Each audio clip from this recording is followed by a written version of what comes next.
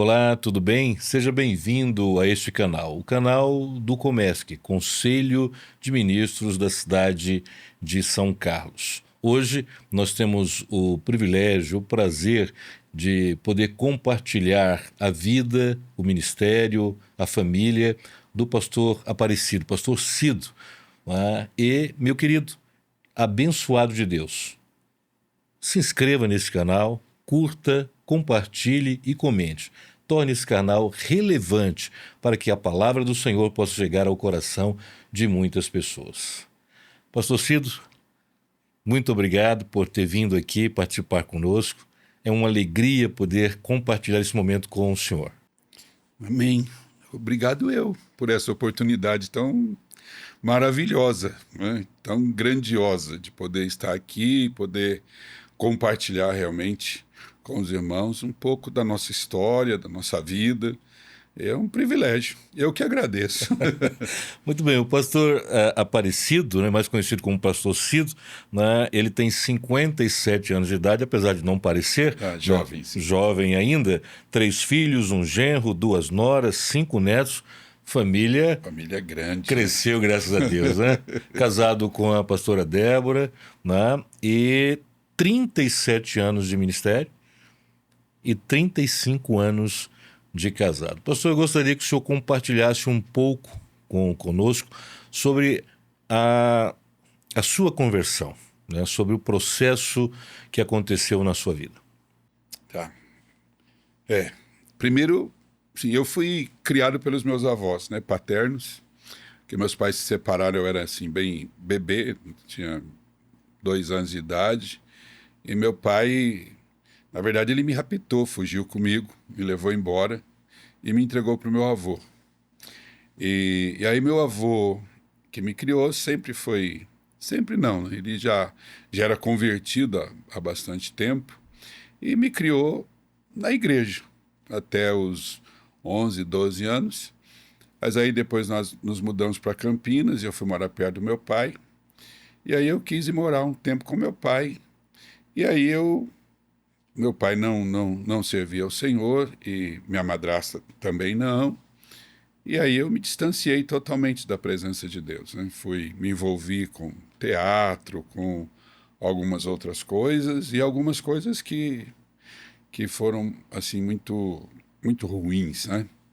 Mas o Senhor, aí eu fiquei muito doente e um dia, depois de ter passado por uma cirurgia, estava ainda no período de recuperação, eu fui dar uma volta perto de casa.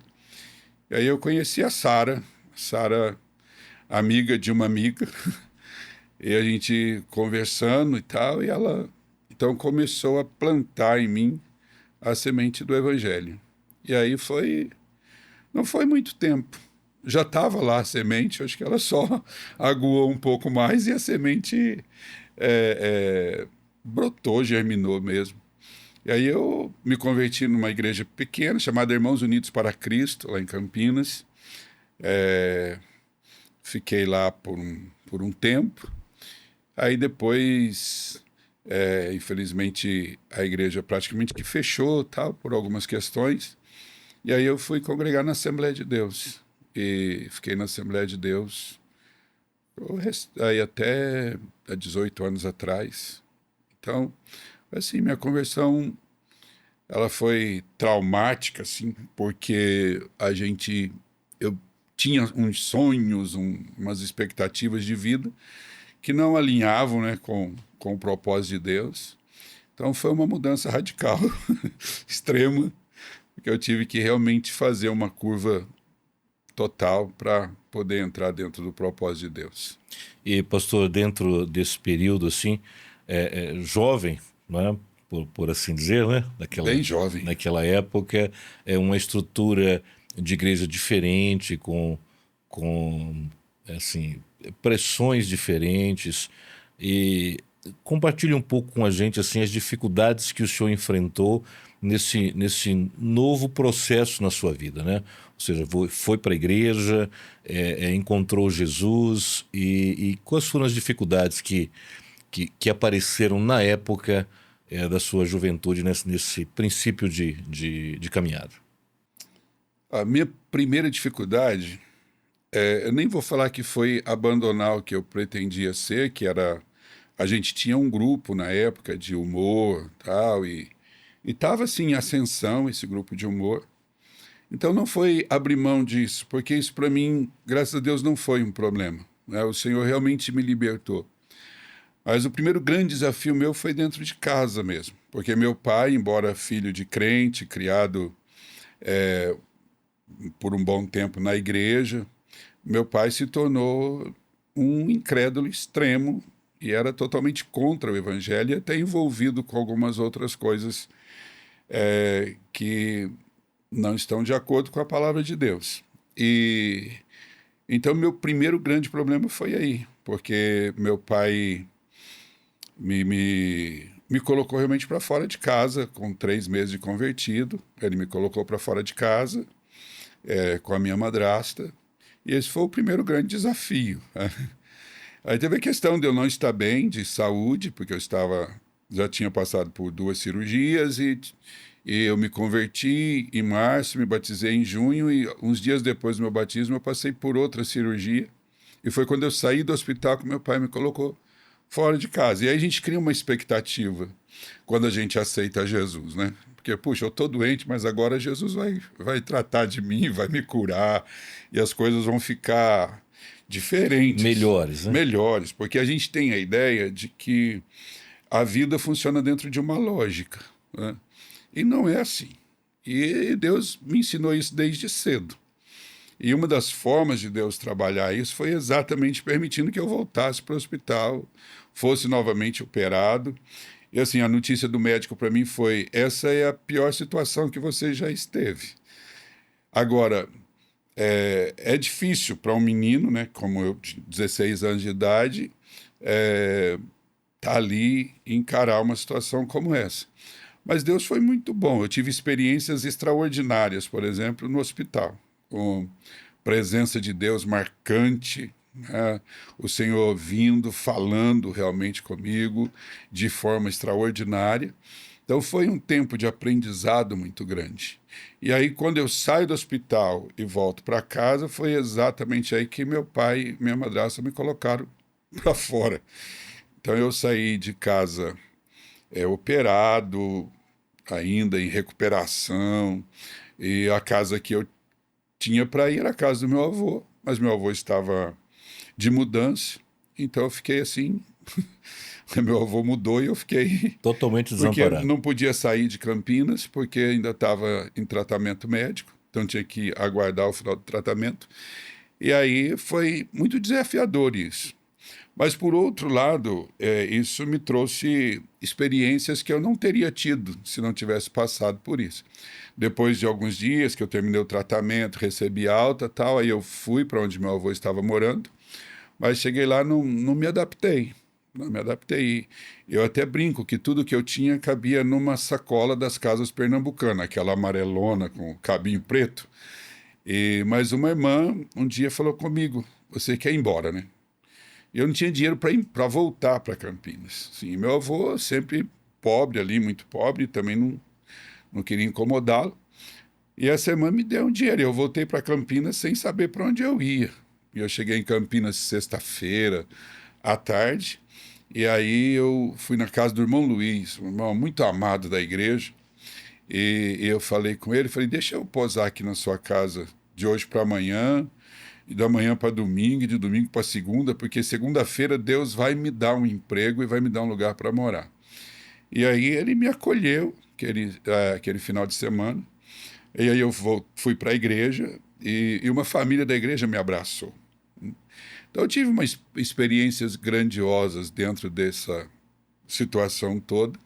Houve assim o desafio dentro de casa, o desafio depois de estar, em termos de família, fiquei sozinho, né? Porque eu não tinha nenhum apoio, e meu avô, que poderia me apoiar, estava morando longe, e eu estava sozinho, realmente. Mas, por outro lado, eu vivi experiências grandiosas com Deus, esse cuidado de Deus, essa direção de Deus. E na segunda-feira eu tinha um emprego, Tá certo que a empresa faliu 15 dias depois. Mas eu tinha um emprego e tinha um lugar para morar, e o Senhor foi cuidando de tudo.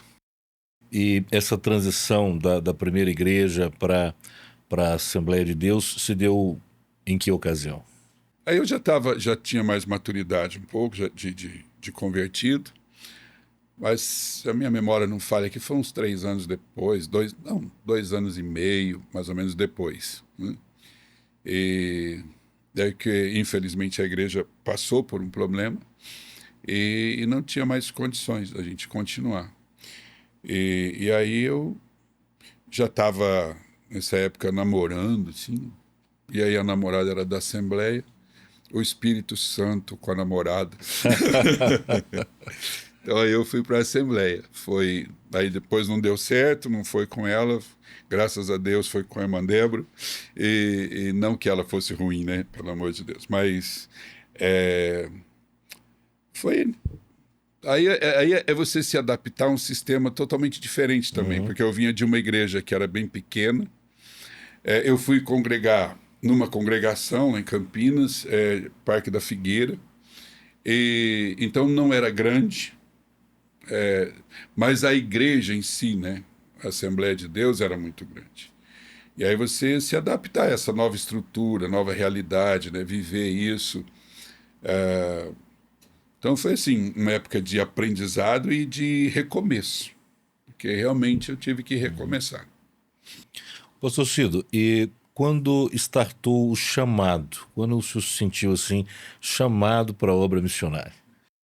Eu brinco que eu acho que eu me converti no ministério, porque, na verdade, o nosso primeiro trabalho foi assim, uns 6 meses antes de eu me converter, o Emídio se converteu. E o Emídio também era ator de teatro, só que o Emídio era ator de teatro clássico, né? Aquela coisa, e eu era palhaço. E o Emídio, ele se converteu uns 6 meses antes, e aí eu me converti por causa da nossa história, a gente se tornou bem próximo, e depois foi a família dele que me adotou. E aí o nosso pastor, uma família de Itatiba, pediu que ele abrisse uma igreja lá, que eles estavam sem igreja e era um bairro assim muito carente, uma região muito pobre lá de Itatiba. E aí o pastor, tá bom, começou o trabalho e enviou 2 obreiros primeiro. Os 2 obreiros foram lá, tal, mas não ficaram. E aí o pastor enviou outros 2, aí não ficaram também. Aí sobrou eu e o Emídio. Aí o pastor... Foram as últimas opções. Foram as últimas opções, né? Mas o Emílio deveria ter, acho que uns 9 meses de crente e eu uns 3. Aí o pastor falou assim, vão lá e faz a obra. E eu e o Emílio... Que desafio, hein? Muito.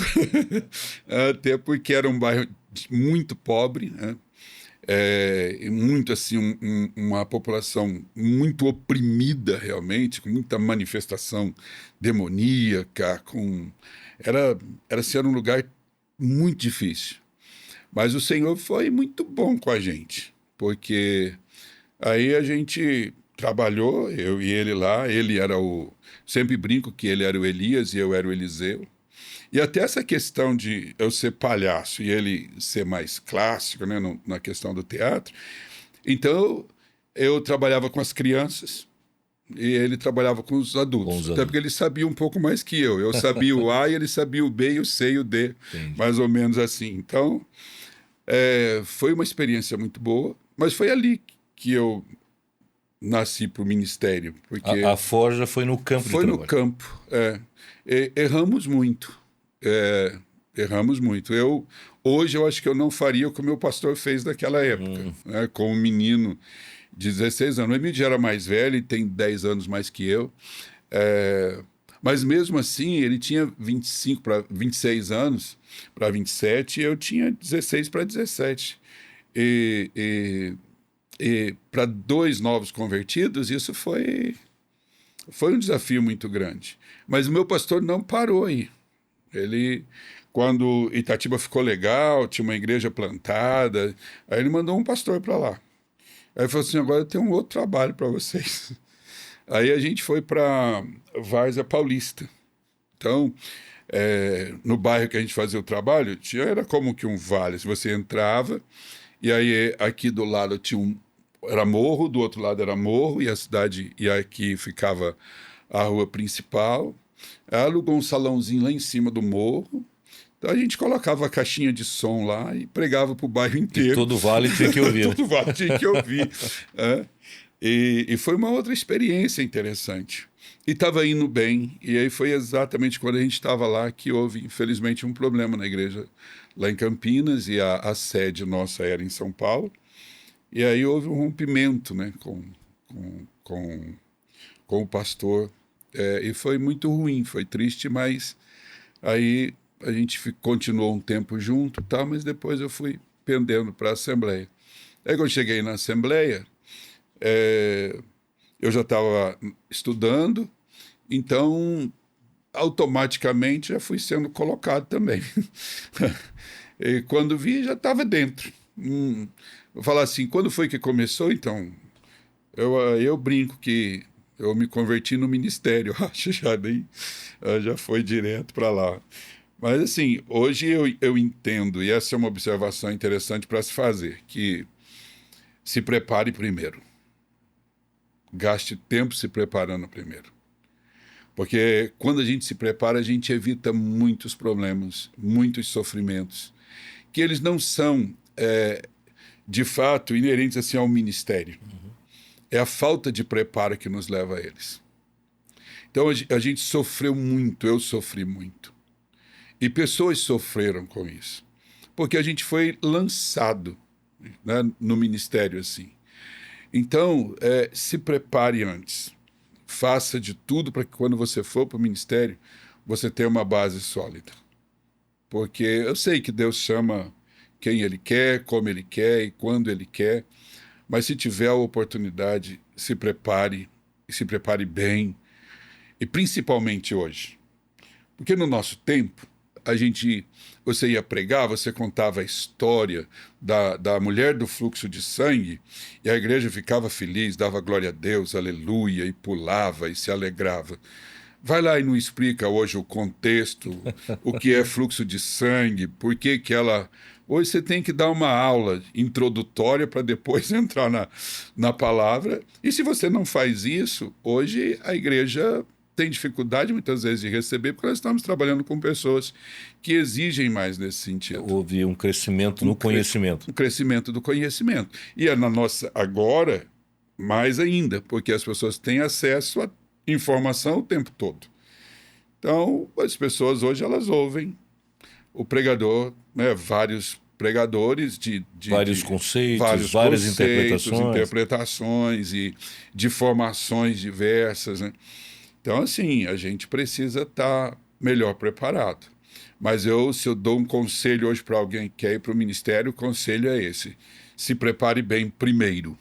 Era justamente essa a próxima pergunta que eu ia fazer ao distinto pastor. na nossa época, e é muito bom assim poder conversar com aqueles que passaram por essas experiências, né? A gente tem conhecimento de chamados extraordinários, anjo que desce, porta do céu que se abre e tal, né? O meu chamado não teve nada assim como o seu, né? A forja foi a necessidade de ser colocado no campo e fazer a coisa acontecer, né? Na época não havia muito essa preocupação com teologia, com faculdade, mas havia uma preocupação com o espiritual, né? Eram homens forjados no joelho, homens que oravam, que buscavam, e os resultados aconteciam, né? Hoje a gente tem uma grande preocupação com o conhecimento. Mas, pastor Cido, o que o senhor poderia falar sobre essa posição? Muito conhecimento hoje, muito pouca busca da presença, em detrimento de pouco conhecimento naquela época e muita dependência do Espírito. Como é que o senhor vê essas coisas? A gente saiu de um extremo para o outro. Mas talvez o extremo anterior fosse melhor ou menos pior do que esse extremo que nós vivemos hoje. Primeiro que eu acho que muita gente perdeu a noção do que é ministério. E a gente tinha uma consciência, porque quando a gente era consagrado ao ministério, a gente chorava. a gente não ria, não. Uhum. A gente chorava. Que a gente tinha uma compreensão do tamanho da responsabilidade. Penoso trabalho, né? Do penoso trabalho e da responsabilidade. Paulo, ele, quando ele fala de trabalho e ele fala em relação ao comportamento da igreja com a liderança, ele diz assim, que tenham em grande estima aqueles que trabalham entre vós. E trabalho ali é trabalho árduo, é trabalho que gera fadiga, e não é só fadiga física, é fadiga emocional, é fadiga mental, é fadiga intelectual, é fadiga espiritual, porque é uma guerra, né? A gente perdeu muito essa noção do que é ministério e de qual é o papel do ministério, porque eu estava vindo pelo caminho e aí a gente vem pensando, né? Hoje o que nós vamos conversar? Mas aí, assim, e algumas coisas estava... Olha, Paulo diz para os anciãos de Éfeso, ele diz assim, olha, lembra que vocês foram colocados como bispos para pastoreardes a igreja de Deus. E pastorear é alimentar, proteger, dirigir. Então não é... Corrigir, que é uma coisa assim que a gente não... Eu falo que tem dois aspectos do amor de Deus que a gente não gosta muito. Primeiro é amar quem não merece ser amado. Que eu acho isso... E o segundo é exatamente essa questão da correção. Porque Deus repreende, corrige, exorta, Deus... e estabelece que é o amor deles. E isso é amor, né? Então eu falo que essas duas coisas são complicadas, não são fáceis. Tem uma palavra que é do pastor Hernandes, que ele diz um negócio interessante, que diz assim, pagar o bem com o mal é demoníaco, né? Pagar o bem com o bem é humano. E pagar o mal com o bem, aí é divino. É divino. Aí é divino. Então é algo que a gente depende muito de Deus. Então, assim, a gente não está num piquenique. O ministério é um grande desafio. E as pessoas, e a nossa responsabilidade, tem um texto de Êxodo que diz assim, e Moisés levou o povo para a presença de Deus. E aí Paulo diz um negócio interessante, que nós devemos preparar a igreja de tal maneira que a igreja viva de maneira digna de Deus. Então, como é que eu preparo alguém para viver de tal maneira que agrada a Deus? Que satisfaz o coração de Deus? Então, esse é o tamanho da responsabilidade. A gente está preparando a igreja para apresentá-la a Cristo imaculada, perfeita. E essa é a nossa responsabilidade. Então você não pode fazer isso com as suas armas, você não pode fazer isso só com o intelecto. A gente precisa realmente depender inteiramente de Deus. Então, se a gente perde essa consciência da nossa responsabilidade, a gente perde também a consciência do quanto nós dependemos de Deus. E aí a gente não vai para a oração. E aí eu falo assim, que esses dias estava conversando com os irmãos lá na igreja, e disse assim, irmãos, eu pedi perdão ao Espírito Santo esses dias. Porque eu entendi que em muitas coisas eu deixei o Espírito Santo de lado. Quer dizer, alguém que foi dado para me ajudar, que é Deus. E o desprezo.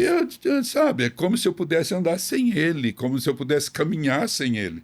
E parece que a gente está nesses nossos dias achando que você modelar o culto, sabe, cada um faz a liturgia do jeito que entende que deve fazer, quer botar luz, quer botar fumaça subindo, cada um faz da maneira como acha que deve fazer e que entende que Deus está dirigindo. Agora, isso não pode ser o propósito. Não, nós usamos isso para atrair pessoas, então tem alguma coisa errada.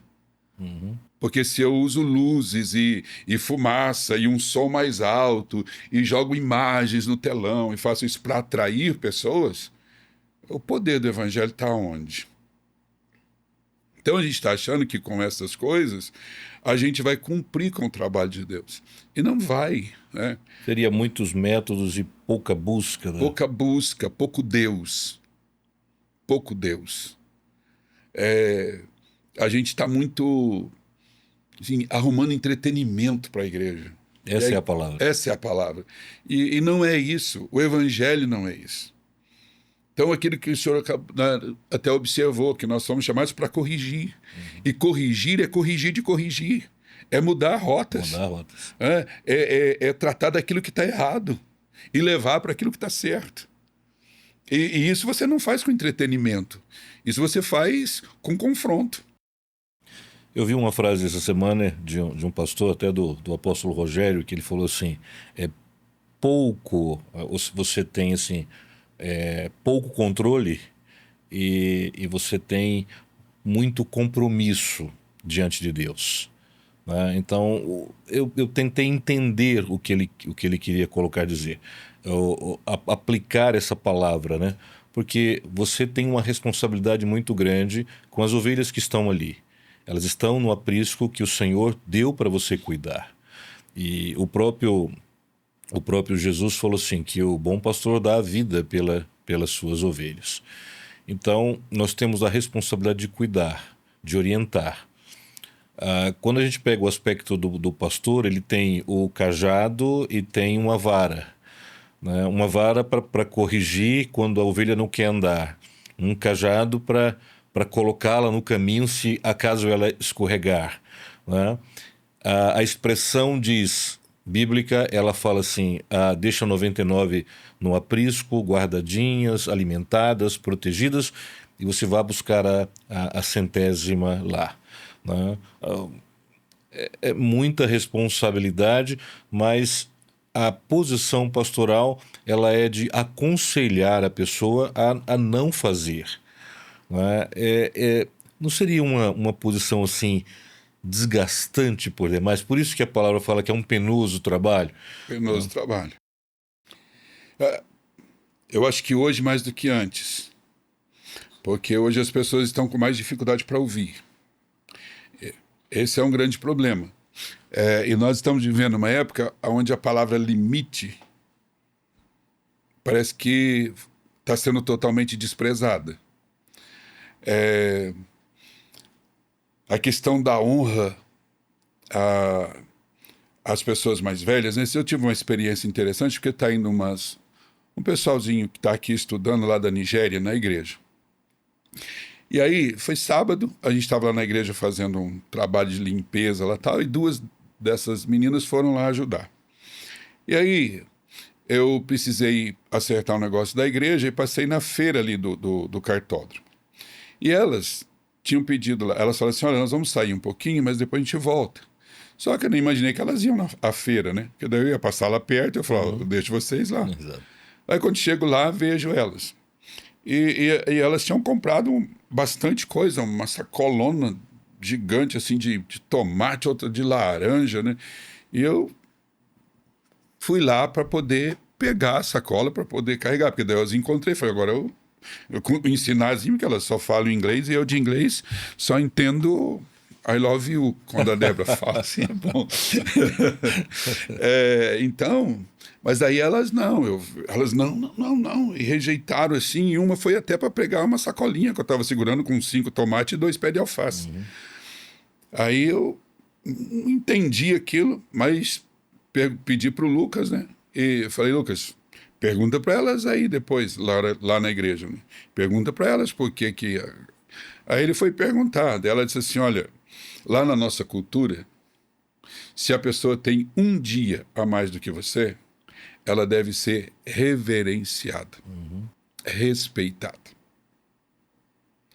Então, nós estaríamos desonrando se a gente fizesse isso.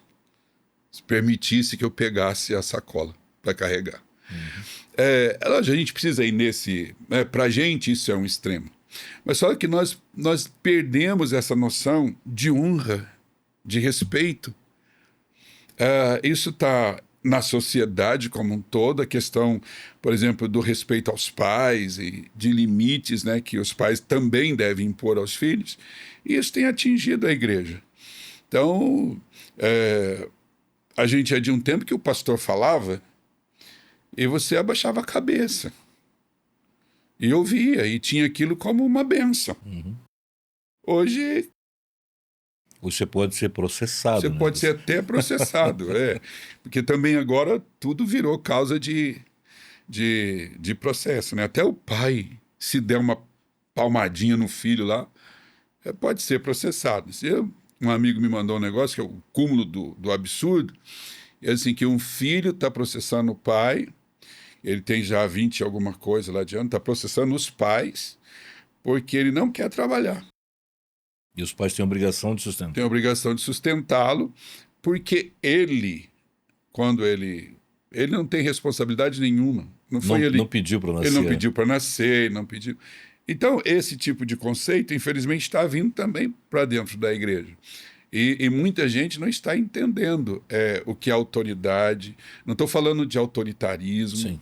não estou falando de gente que quer dominar o povo de Deus. Né? O povo de Deus não é nossa propriedade, o povo não está sob o nosso domínio, mas é aquela questão do o trabalho que nós fazemos ser devidamente reconhecido. Acho que hoje é mais difícil, que parece que as pessoas, com essa questão de você criar a pessoa independente, a pessoa que questiona, e eu acho que deve ser, não sou contra, mas a questão é o limite disso. Então nós estamos vivendo, não é que as pessoas estão questionando tudo. É como se eu chegasse aqui e disse, Alexandre, por que essa cadeira está aqui nesse lugar? Por que ela não está assim? Não é? Qual a diferença disso? Né? Mas, infelizmente, a gente está vivendo nesse extremo. Então, o ministério hoje tem sido mais desafiador ainda porque as pessoas, infelizmente, não estão entendendo essa questão de autoridade, de respeito, de honrar. E honra é um negócio que eu honro e você honra, não é? É um mútuo, né? Então você não faz de um lado só. Complicado a situação, né? Mais difícil do que a gente gostaria que fosse. Exatamente. Como apresentou uma certa ocasião um colega meu, e ele se equivocou no texto, e ele falou assim, como está escrito, quem deseja o psicopata, excelente obra deseja. Eu acho que ele estava já vislumbrando o futuro, não é? Que é muito difícil Muito mesmo. difícil. As pessoas não querem ser confrontadas, até porque elas fazem aquela avaliação. Eu me sinto bem aqui. E, como pastor, a gente escuta muito isso. Eu me sinto bem aqui. Mas o evangelho não é para você se sentir bem. Né? O evangelho é para você analisar e ter a sua vida transformada. E isso gera dor. Né? Isso gera trabalho, né? Eu preciso mudar, né? E hoje a gente vê essa hipergraça que se é estabelecida, né? E que o Senhor ele tem que me aceitar da forma que eu sou, do jeito que eu sou. Eu não preciso mudar nada porque Deus é amor e Ele me entende e tudo mais. E quando a gente vê, a essência do Evangelho não é essa. O Evangelho é poder de Deus para transformação. Transformação.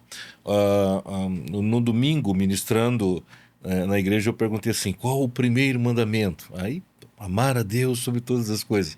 Falei assim, vamos ler o texto. O texto fala assim, ouvi Israel. Né? Preste atenção. Preste atenção. Então, assim, você precisa ouvir. E quando a gente para analisar essa questão, a gente vai mergulhando, fala assim, a fé vem pelo ouvir. Ouvir a palavra de Deus. Né? Lá no Apocalipse fala assim, quem tem ouvidos para ouvir, ouça. E as pessoas hoje, elas querem ouvir, segundo o que a própria Bíblia fala, né? Dá comichão nos ouvidos. Eu quero ouvir o que é bom para mim. Se a sua palavra me favorecer, olha, estamos juntos. Mas se a sua palavra me confrontar, não estamos juntos. Não estamos juntos. Mas é que eu acho que a nossa posição, não é nem nossa posição, nosso posicionamento. Porque Paulo diz assim, olha, os gregos querem ciência. Os judeus querem sinais. Mas nós pregamos Cristo. Porque essa é a necessidade. Então, eu lembro aquele filme do Mandela, que quando ele vai lá para um sindicato e tal, para falar com o pessoal. E aí a assessora dele diz para ele assim, eles não vão ficar felizes com isso que o senhor vai fazer. O senhor sabe que o senhor está indo lá e vai ser contra o que eles querem, né? E ele disse uma coisa interessante. O dia que eu for fazer só o que o povo quer, eu não sirvo mais para ser líder deles. Isso é bem profundo. Sabe? Então, assim, o que o povo quer não é o caso. O caso é o que o povo precisa. E assim, a gente precisa entender também que a mesma necessidade do povo é a nossa, porque nós somos pastores, somos líderes, mas também somos povo. Também somos igreja, também somos corpo, fazemos parte do mesmo corpo. Mas não é o que eu quero. Porque, lógico, eu queria, domingo após domingo, subir no púlpito da minha igreja, ou a quarta-feira, que é o nosso culto de ensino, e pregar, olha, irmãos, essa semana vai ser maravilhosa. Você não tem noção das portas que Deus vai abrir. Esses dias eu ouvi um pastor pregando, e ele disse assim, que ele viu uma pregação de um pastor, e aí o pastor estava pregando, e no telão estava passando carros luxuosos, mansões e tal, e aquele negócio, isso é o que Deus tem para você, isso é o que Deus tem para você. É lógico que essa mensagem eu gostaria de pregá-la também. O problema não é agora, né? O problema é depois. Depois. Porque aí nós vamos dar conta diante do dono da igreja. Então a gente ter essa questão de que a nossa responsabilidade não é dar à igreja o que ela quer. Não é dar ao povo o que o povo quer, mas é o que eles precisam. Não nos deixa assim muito populares, né? Não. Não. Mas agora a gente tem, aí voltando à questão do Espírito Santo, né? A gente está estudando esse ano, o nosso tema na igreja é o Reino de Deus. E aí estudando o Sermão do Monte, e tem uma colocação interessante de um autor que ele diz o seguinte, que a igreja, o poder de atração dela está na diferença. Então, quanto mais diferente do mundo a igreja for, mais ela vai atrair pessoas. E não é atrair, porque uma coisa é você atrair as pessoas a Cristo, e outra coisa é você atrair as pessoas para uma reunião. Né? E quanto menos ela parece com o mundo, então mais ela atrai. Então qual é o grande desafio da igreja? Parecer o menos possível com o mundo e o mais possível com Cristo. Existe uma relação que se fala muito sobre convencidos e convertidos, né? É uma diferença, não é sutil, ela é gigantesca. Né? Quando a posição da igreja é atrair pelo entretenimento, você convence as pessoas aí. Porque é bom, porque é gostoso, porque, né, todo mundo está indo e tal, e maravilha. Mas o que faz permanecer é quando a pessoa é convertida. E essa palavra conversão, por si só, ela já diz, é você voltar à origem, né? Você fazer o retorno, ou seja, não vou mais caminhar do jeito que eu estou, eu vou retornar, eu vou voltar. Um exemplo clássico disso é o pródigo. Chegando no fundo do poço, ele falou, puxa vida, né? Os empregados do meu pai têm benécias que eu não tenho aqui. Vou voltar e eu vou pedir para ser um dos empregados, porque pelo menos eu vou ter melhor condições do que eu tenho hoje. E ele retornou pelo mesmo caminho. Eu sempre faço essa analogia porque assim, ele foi gastando, se divertindo, rindo, gozando a vida de todas as formas e tal, né? Conhecendo os melhores lugares, os bares mais requintados, todas as baladas e tal. Quando ele chegou no fundo do poço, ele teve que voltar. Então eu fico imaginando esse camarada voltando pelo mesmo caminho e olhando para os lugares que ele passou, né? E o nível de arrependimento, de contrição no coração. Poxa, gastei tudo aqui, gastei tudo ali. Então foi uma reparação de danos emocionais esse retorno dele. Né? E uma pessoa convencida, ele não consegue fazer isso. Né? Ele para no meio do caminho porque não vai aguentar isso aí. Então a gente está vendo uma multidão de pessoas convencidas a estarem ali. Até quando? Eu acho que é a parábola do semeador, sabe? Quando aparecer as tribulações, quando se coloca as riquezas deste mundo, que solo nós somos. Porque se você for levado pelos bens deste mundo, pelas preocupações da vida, pelas tribulações da vida, não vai resistir. Então você tem que ser solo fértil, solo com profundidade. Senão a semente vai ser tirada, Arrancada vai ser arrancada. facilmente. Então, assim, a grande questão é que um dia a verdade chega. A gente tem estudado assim, um pouco sobre a questão da esperança. Então, o que é esperança para o mundo? Então, se você vai lá, você vai olhar para a filosofia, olha a esperança. Você vai olhar para a pedagogia, a esperança. Você vai olhar para a esperança. Tá? Para a psicologia, tal, a chamada psicologia positiva, aquela coisa toda, você vai... Então, vai ter as ideias de esperança. Mas o que é esperança na Bíblia? Esperança na Bíblia é convicção. Agora, toda esperança verdadeira você só constrói a partir da realidade. Então você pega o Evangelho. Onde Deus nos coloca? Na realidade. Quem somos nós? Pecadores, condenados, intratáveis, e afastados da presença. E que não pode fazer nada por si mesmos. Não teria como consertar a si mesmo. Não tem. E aí, então ele nos coloca dentro do inferno. Mas aí ele traz Jesus. Aí ele nos apresenta Jesus. Assim, toda esperança criada em cima de bases que não são fundamentadas na palavra de Deus, na verdade não é esperança, é ilusão. E toda ilusão, mais cedo ou mais tarde, se torna decepção. Decepção.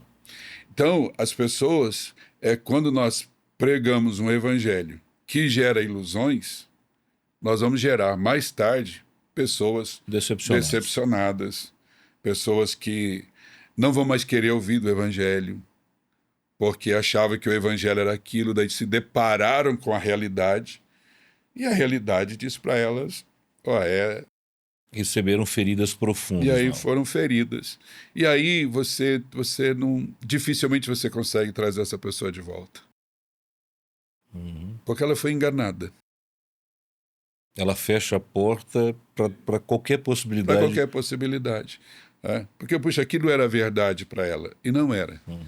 Então é um cuidado muito grande, né? A gente tem que ter que entender o nosso papel de fato.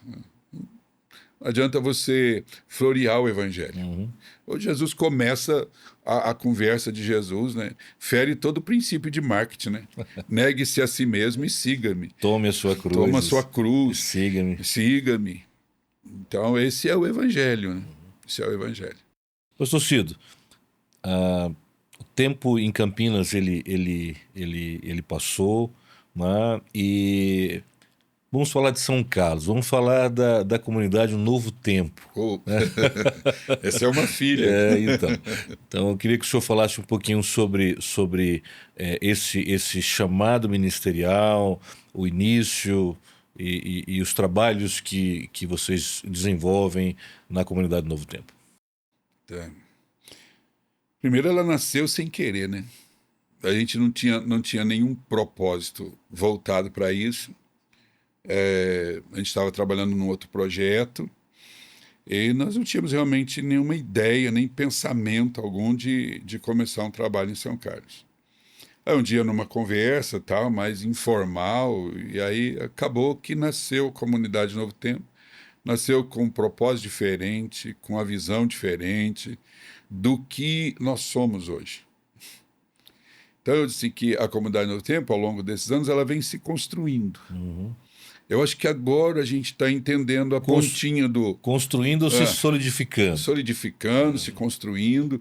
Pessoas passaram, pessoas importantes que nos ajudaram muito ali, mas que depois entenderam que deveriam seguir outro caminho. E seguiram, e graças a Deus estão bem. Outros não. Mas a gente foi se construindo realmente. Então, hoje, nós temos uma visão bem clara do que nós pretendemos em termos de ministério. Então, nós investimos em missões, que esse é um propósito que o Senhor colocou no nosso coração. E, assim, a gente começou a investir em missões mais, assim, diretamente no ano de 2020, bem no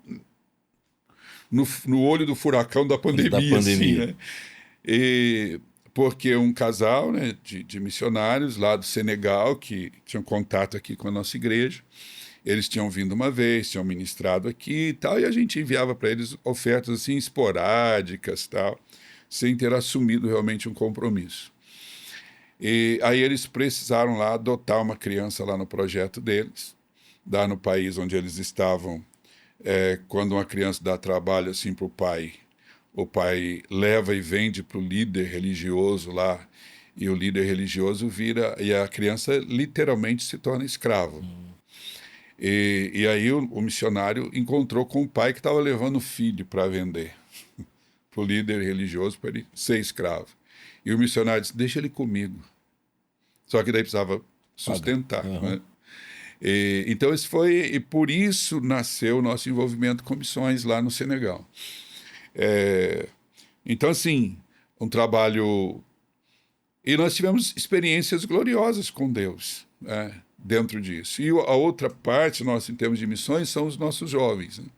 Hoje nós temos jovens muito envolvidos com a Jocum, e vão e fazem as escolas da Jocum, e vão para fazer os práticos, tal. Então eu brinco lá que agora nós estamos precisando de um jovem para mandar para a Oceania, porque nos outros continentes a gente já teve um representante da comunidade Novo Tempo, né? Na Ásia, na África, na Europa e aqui na América. Então já jovens nossos foram para todos esses cantos já.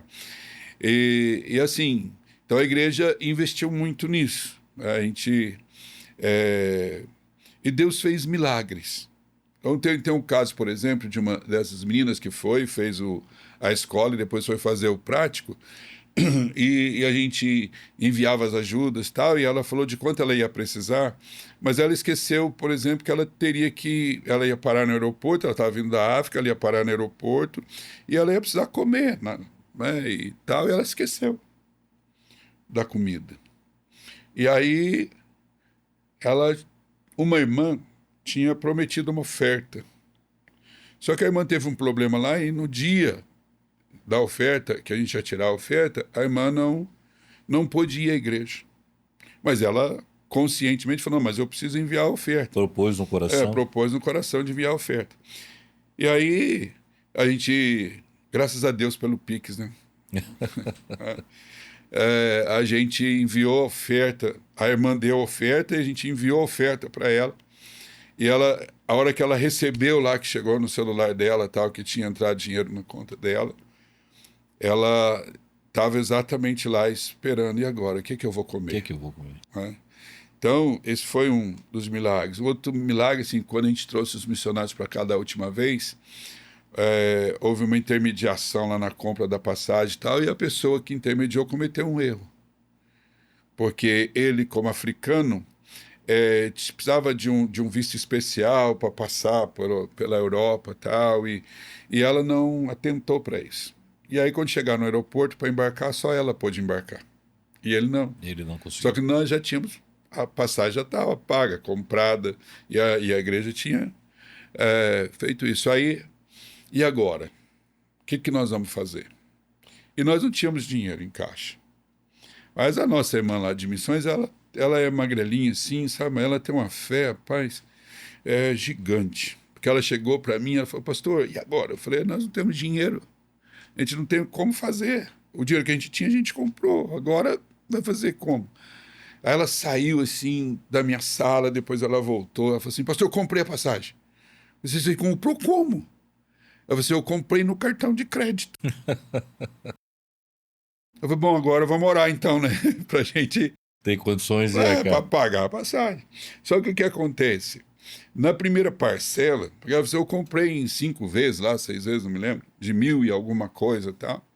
Só que o que acontece? Na primeira parcela, cai as taxas de embarque, cai... é quase metade do valor, cai na primeira Cai na parcela. primeira parcela. Aí ela chegou para mim lá na igreja e falou assim, pastor do céu, chegou a primeira parcela. E quanto que é? Era 4.000 alguma coisa. E quanto nós temos? Nós temos 1.000 e tralalá, falta exatamente 3.000 reais, pastor. E Fernando, a gente precisa orar, né? Mas aí eu fui para casa, e aí a gente orou, e aí me liga um amigo no outro dia cedo. Você está em casa? Tô. Eu queria fazer um negócio com você, posso ir aí? Mas se o negócio for bom, você vem, né? Aí ele chegou lá em casa, sentou lá e falou, sabe o que é? Eu recebi um dinheiro. E eu quero dar uma oferta desse dinheiro.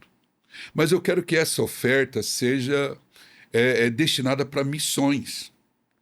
Está bom, né? Está feito o negócio. Aí ele ainda fazia cheque. Foi agora há pouco tempo, ele fazia cheque ainda. E aí ele me entregou o cheque. Ele falou assim, ó, tá aqui. E nós dávamos de 3.000 reais para cobrir o negócio da passagem. E o cheque era de exatamente 3.000 reais. Né? Então, assim, essa questão de missões. A outra questão que a gente tem envolvido bastante hoje é o desenvolvimento ministerial. Porque o que acontece? Nós precisamos gerar pregadores novos, precisamos gerar pessoas com responsabilidade. Nossos jovens estão aí. Então, um tempo atrás, eu fui participar de uma festa de aniversário de uma irmã, esposa de um pastor que já faleceu, viúva, né, do pastor. E essa irmã muito querida, a família muito querida, e ela estava completando 90 anos. E aí tinha o co-pastor da igreja onde eles trabalharam há 40 anos atrás, 30 e tantos anos, 40 anos atrás, e estava lá o co-pastor da igreja. E aí, conversando tal, ele falou assim, a gente está com uma dificuldade muito grande de jovens, a gente não tem, a gente tem, mas não querem compromisso, não querem... E naquela conversa ali, eu fiz uma pergunta a ele, assim, quanto a igreja investe na preparação desses jovens? Aí ele parou. Não havia investimento. Não havia investimento. Quer dizer, você quer colher sem plantar. Então, é desafiador. Porque você pega um jovem hoje que ele está estudando a palavra de Deus e aí a gente tem os cursos, preparação, nós terminamos hoje, vamos ter prova agora, daqui a pouco, do nosso curso de pregação expositiva. E aí você prepara um jovem. Só que daí você precisa colocar esse jovem para pregar e falar diante da igreja. Só que aí, às vezes, a igreja tem aquele negócio, mas não é o pastor que vai pregar? Ou então aquele outro irmão que prega... E você precisa colocar esse jovem para trabalhar e pregar. Então, nós criamos uma escala de pregação, de pregadores. Então, eles pregam, meninas, meninos, eles pregam. E pregam não é no culto lá, aquele cultinho que a gente... Não, prega no culto de domingo. Prega no culto de quarta, que é o nosso culto de ensino. E aí a gente vai trabalhando com eles. Então, nós tínhamos há um tempo atrás um alvo. Nós queríamos 10. Que a gente pudesse falar, ó... Lançar. A gente recebeu alguns já prontos, que não são mais tão jovens, né? Mas a maioria chegaram lá na igreja jovens, alguns novos convertidos, e foram trabalhados para isso. Então, esse é o outro papel nosso. Que é essa formação ministerial, essa questão de dar oportunidades e a gente começar a sair um pouco e ter essa coragem de sair um pouco de cena. De entregar. E de entregar. E às vezes é difícil. E não é difícil porque a gente não confia. Às vezes a gente tem um senso de responsabilidade muito grande. E aí a gente fica sabe, com aquela coisa de, mas eu vou entregar, eu sou o pastor, a igreja investe em mim para eu fazer o trabalho. Mas nós estamos fazendo um trabalho quando nós fazemos isso. Eu acho que é o trabalho que nós devemos fazer. Então, você ter jovens que você olha assim, nós temos muitos estudantes, e você pegar por exemplo, nós temos um menino lá que está fazendo doutorado em física. Esse dia esse menino pregou e pegou o conhecimento dele de física e pegou o conhecimento que ele está obtendo da palavra de Deus. Puxa, e juntou essas duas coisas. Eu fiquei lá com uma vontade de pregar igual ele, não é? Porque é maravilhoso. Então, esse é um outro trabalho.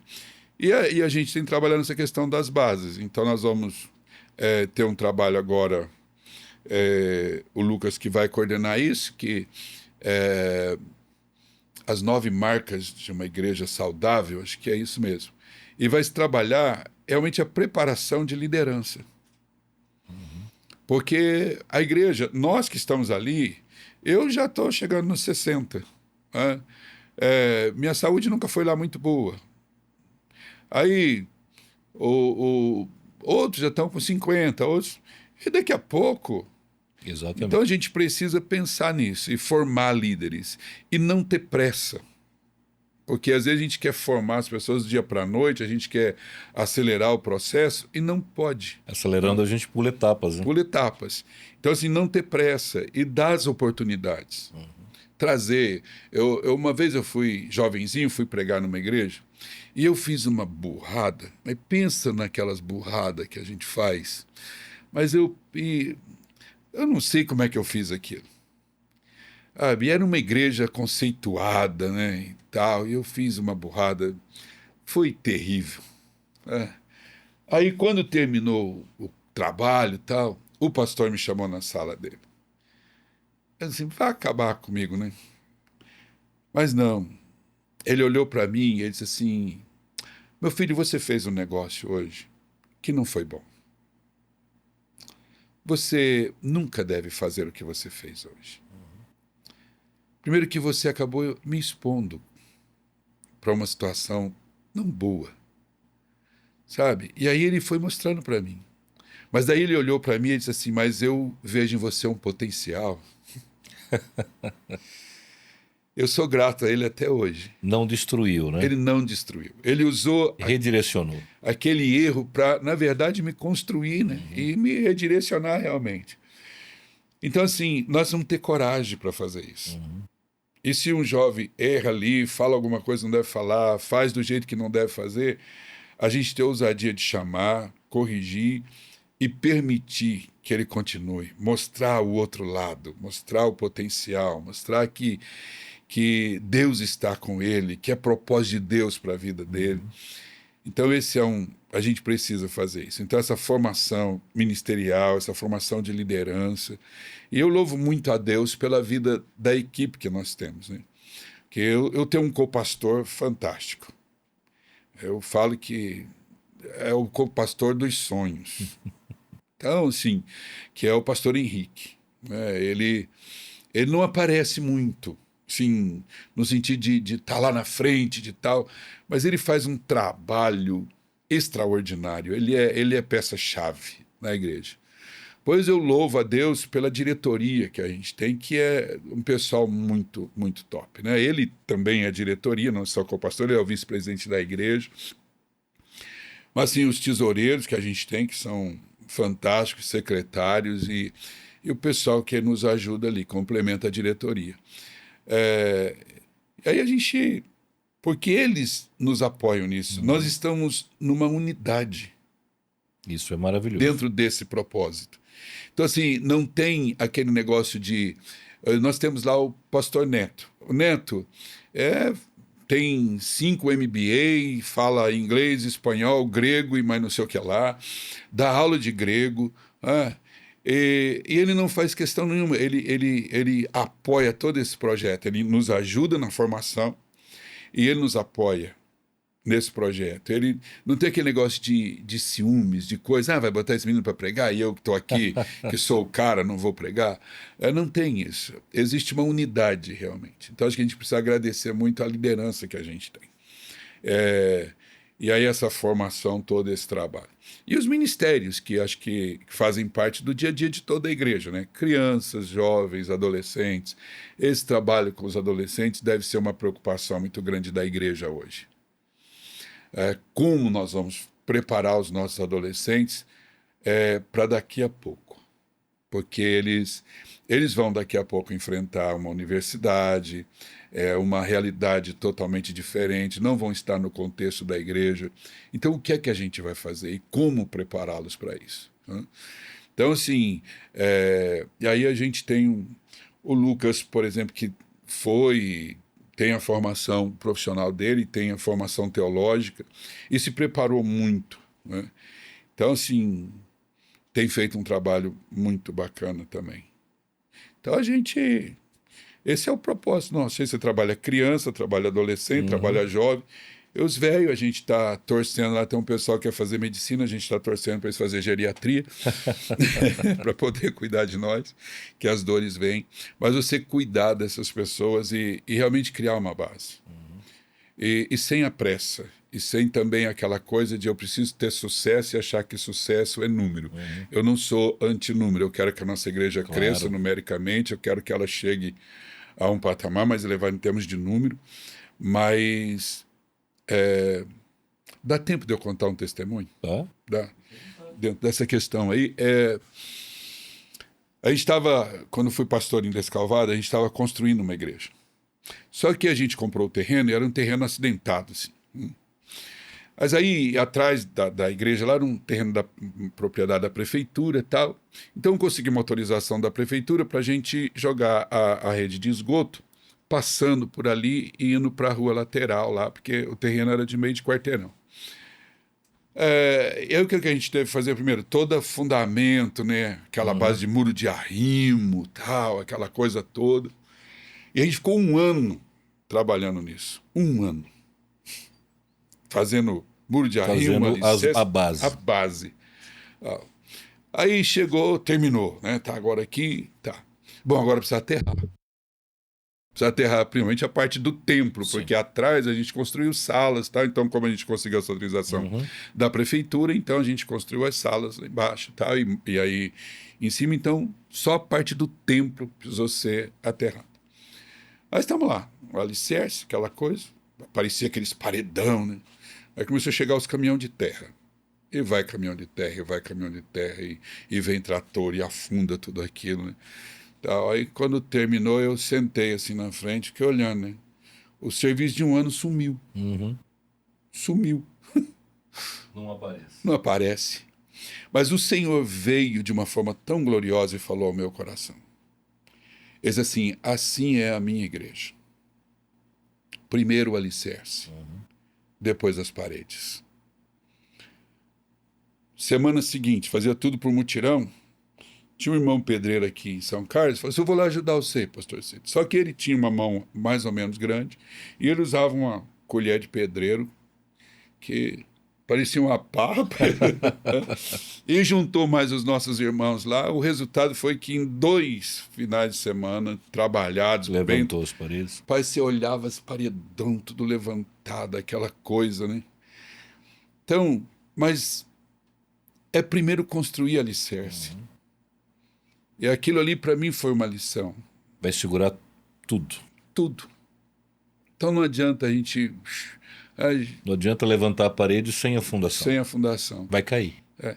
Então acho que esse é um desafio bem grande.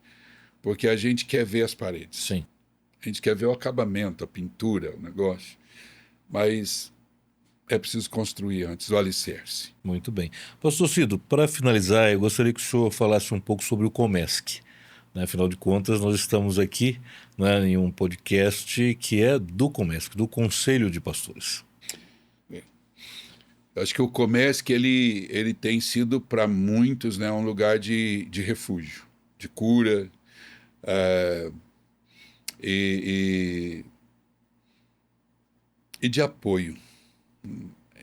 uma das coisas assim na vida do pastor é a solidão. O líder é solitário, né? E porque às vezes ele tem dificuldade de falar das suas dores, das suas aflições, e medo de não ser compreendido. O comércio que é um lugar onde a gente abre o coração, né? Fala da gente, fala das nossas dores, das nossas dificuldades. Então eu vejo assim que ele é de uma importância muito grande, muito grande. A gente fica ao mesmo tempo assim desejando que mais pastores estejam, né? E que seria muito bom se tivesse, porque ele realmente traz essa questão da comunhão, da unidade, da oração de um pelo outro, da própria edificação, né, de um para o outro.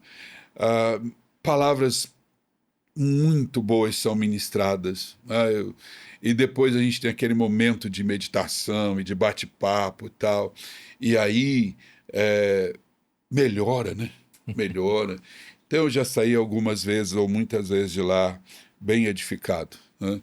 Esses tempos eu fiquei um pouco distante por questão de saúde e algumas outras coisas, mas meu propósito é estar lá e estarmos juntos por muito tempo. Nós vamos fazer isso. Pastor Silvio, muito obrigado pela sua participação. É muito bom conversar contigo, né? Mas eu gostaria que o senhor desse o endereço, né, da igreja e os dias de reunião. Agora eu vou falar ali. Nossa igreja fica na Rua das Primaveras, 138, na Cidade Jardim. Fica ali pertinho do cemitério, né? O cemitério é do lado da avenida, nossa igreja é do outro lado. Nossos cultos são às quartas-feiras, às 20 horas, que é o culto de ensino. Às 19 horas do sábado nós temos o trabalho com os jovens.